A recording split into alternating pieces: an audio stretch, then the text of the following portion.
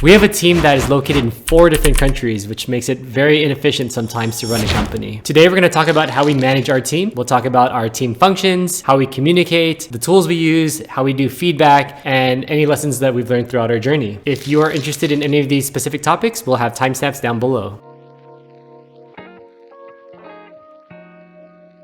So yeah, like he said, we have team members all around the world, in the US, in the Philippines, in Greece, in Egypt even. So it requires a lot of bandwidth to organize. On top of it, they're doing a ton of different things too. So we have an executive assistant who does just like all around stuff. We have a website developer who does SEO, builds website, all that good stuff. Social media and graphic designer who does all of our images and things like that. An ads person and a YouTube producer who also does editing, thumbnail, description, title, SEO, all of that good stuff. So it requires a ton of work to make sure everyone is coordinated properly. And the first thing we're going to talk about is how we communicate with them. So our main tool for communication is Slack. We've learned to kind of get away from phone and texting, although they do have access to our phones. And we like to do kind of one-on-one check-ins. So we like to message them one-on-one and kind of making sure that they're kind of working on the right priorities. But we also have multi-member chats as well. So we'll put like our graphic designer and our Google Ads person on one chat if there's like a project that they're both working on, or our graphic designer and our website designer into one chat. So we do have multiple member chats as well. And then we also have a channel, we call it Productivity Progress. Shout out to Chris and Paulo for this idea. But basically every day we have our teammates write 2 or 3 bullets of their accomplishments for the day. And that really helps out because now the team members can see what everyone else is doing, and we can make sure that everyone is kind of like stepping up their game, but also everyone can contribute to everyone else, right? So if like the website designer says, hey, this is what I've accomplished for the day, maybe someone else on the team is able to provide them feedback and like, hey, what about this? Or we should try this as well. So that's kind of the use of why we have these daily productivity progresses. Yeah, on top of that too, we are also trying to meet with our team every week. So we used to do big team meetings and they were not too bad at the beginning, but we kind of grew out of them. And now we're doing more one-on-ones. It's just a more efficient use of our time, we found. And we try to use Notion as our kind of daily task agenda so that we are always keeping on track during these meetings. Generally, they're only once or twice a week, but you know, if we're going through a really big project, there might be more. We try to keep them pretty short too, but sometimes, like our Google Ads person would know, they can drag on for a long time. We're kind of facing a similar problem with the clients too. Like we have to basically schedule the meetings for our team on a weekly basis. But I mean, I think it's getting better. You are a great scheduler, so thank you. You know, we're getting there. Shout out to the next video where we'll actually talk about all of our tools that we use with our team, because there is a laundry list of tools that we use.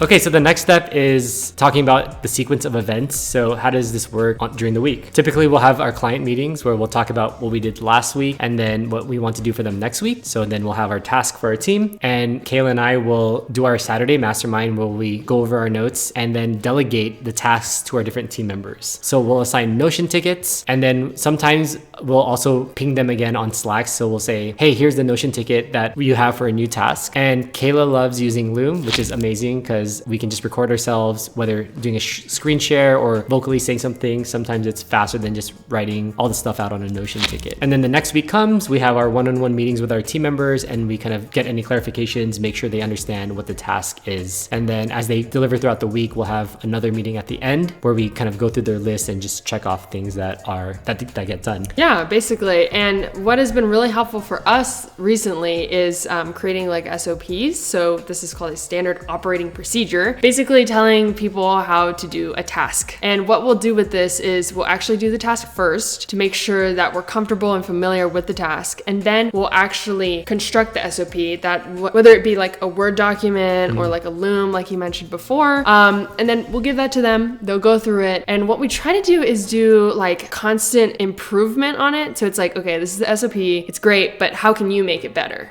So we try to have that constant feedback loop. And that's something something that we do across the board with our team. We don't really do like a normal review at a set point. We do kind of a constant feedback between like, hey, is this going well? What can we do better? You know, that kind of thing, bounce back and forth. So now we've been doing this for, I don't know, 8 months or something, 6 or 8 months. And there's a lot of lessons that we've learned along the way. But to name a few, I think we're really trying to explore talent outside of just one area, and hence why we have 4 different time zones. When we started, we had all of our team members in the Philippines using Online Jobs PH, which is great. But we wanted, after talking to our friend Thomas, shout out to Thomas, we started looking at Upwork and Fiverr and other areas of the world. So I think that's something that we should always be doing in our business, is just trying new things. Also, it's been a learning experience to set priorities, because we can give each person like so much work to do, and they don't really know where to focus their attention and when. So setting the priorities and the deadline. So we learned that if we just say, oh, give me this next week, that doesn't really work as well as like, give this to me by Tuesday next week or Thursday next week, because our job as managers is to kind of prioritize the work that gets done. Yeah, for sure. I mean, there's a lot of things that I think we've learned over the last little bit. There's definitely been some major pain points. Obviously, having a team around the world is a whole nother level of coordination in terms of like time zones. Like, we're in Pacific, they're maybe 17